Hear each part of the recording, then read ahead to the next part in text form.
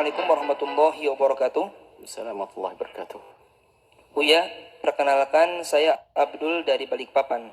Ingin bertanya Buya, sebenarnya boleh nggak sih kalau kita nyeritain kehidupan Nabi Muhammad SAW dengan istri-istrinya dan digambarkan lewat lagu-lagu? Soalnya ada lagu yang judulnya Aisyah Istri Rasulullah, itu isinya nyeritain keromantisan Nabi, tapi di sisi lain waktu nyebut nama Sayyidah Aisyah, Aisyah saja, tidak pakai Sayyidah. Dan lagu itu banyak disukai sama anak remaja. Jadi banyak yang nyanyiin terus diperagakan, diilustrasikan seperti gambaran di dalam syair itu. Itu bagaimana Buya hukumnya? Karena lagu ini banyak dinyanyikan oleh masyarakat. Bahkan di liriknya juga menggambarkan ciri-ciri fisik Sayyidah Aisyah Buya. Bismillah. Manusia, semua dari kita itu bisa melakukan sebuah kesalahan.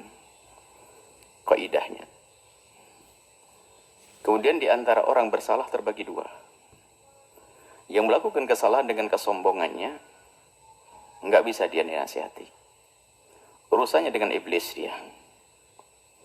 Yang kedua adalah orang melakukan kesalahan, ada dua lagi macam, terbagi dua. Melakukan kesalahan, dia tidak dengan sengaja atau dengan sengaja. Kalau melakukan kesalahan dengan sengaja, yang perlu dibenahi adalah kesadarannya. Yang perlu dibenahi adalah hatinya.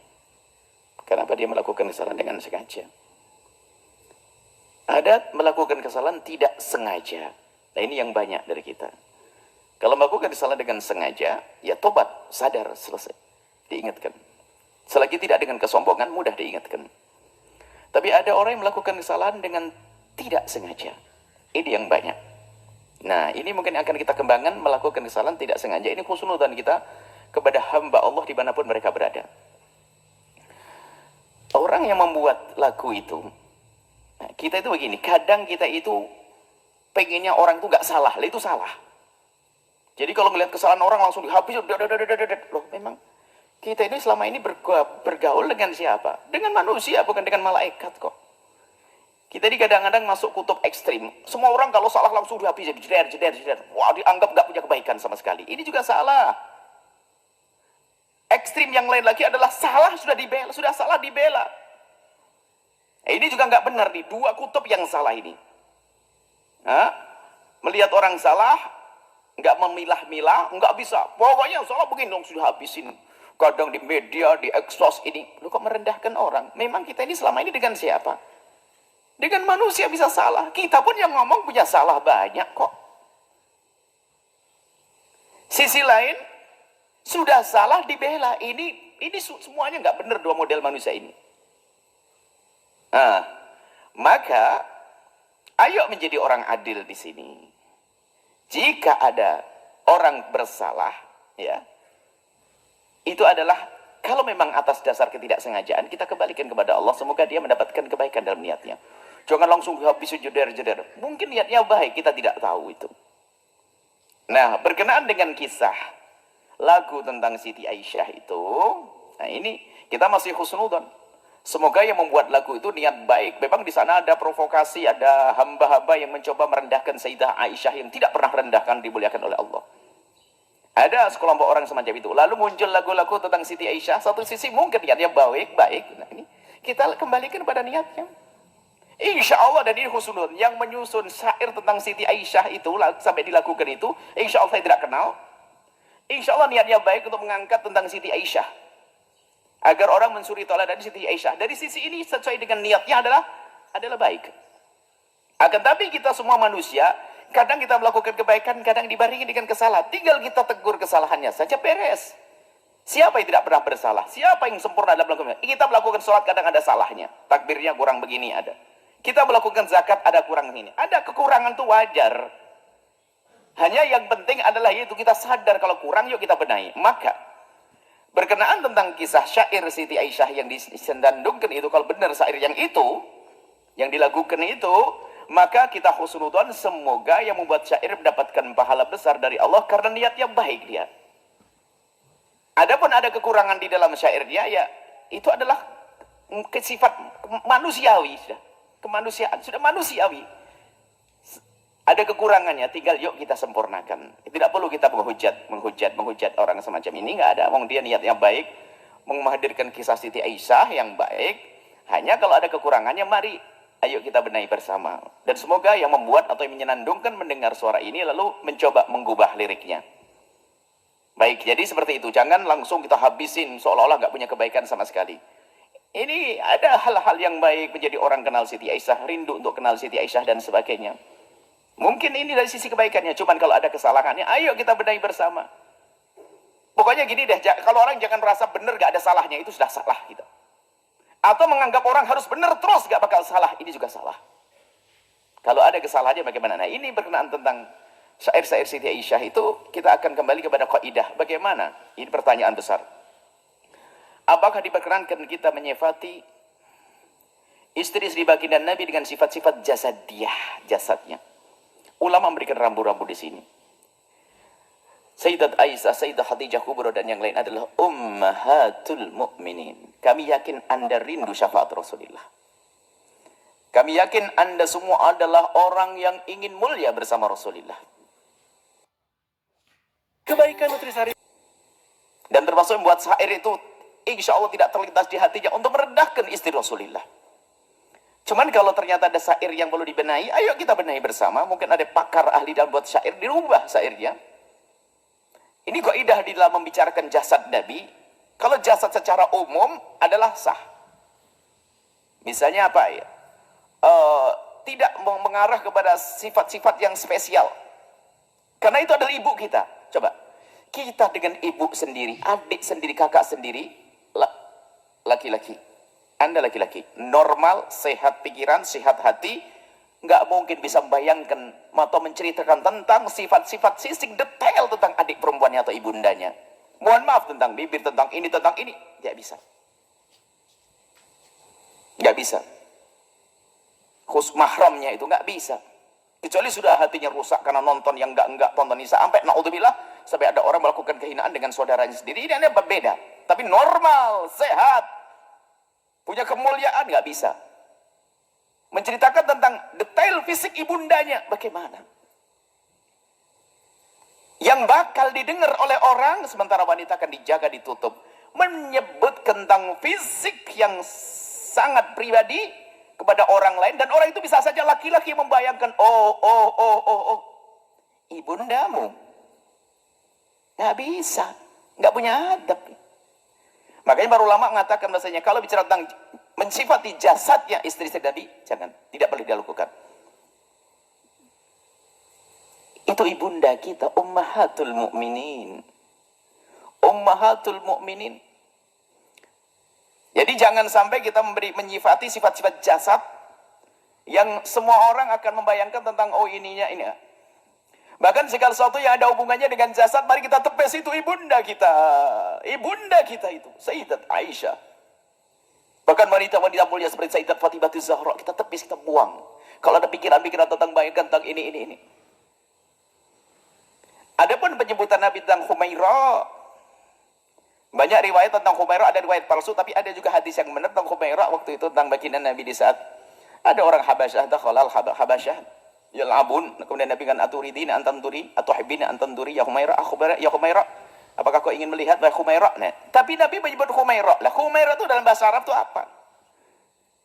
Dimaknai adalah kalau untuk menyebut orang itu kan ada, kalau bahasa kita ada orang sawo mateng. Kulitnya sawo mateng. Kuning langsat. Ya. Ada macam-macam. Jadi sifat umum bukan menyifati tentang bibirnya warnanya merah atau pipi merah. Tidak, bukan itu. Humaira itu adalah menyebut orang yang kulitnya bukan kulit hitam. Tapi kalau disebut baydo, tidak disebut putih dalam bahasa Arab. Sebab putih itu ada kesan baros belang. Jadi tidak disebut putih, tapi Humaira itu adalah bahasa Nabi. Itu bahasa Nabi untuk istri Aisyah. Dan kita tidak perlu mengembangkan makna ini menjadi kemerah-merahan ini itu. Hati-hati, jangan itu. Ini nasihat. Jika mendengar, silahkan dengar. Ada syairnya.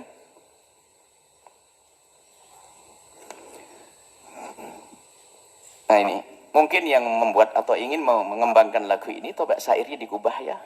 Agar kita hadirkan sifat-sifat istimewa dari Sayyidah Aisyah. Selain dia bersifat jasad, apa Sayyidah Aisyah punya kelebihan? Cerdas. Sampai dia mujtahidah.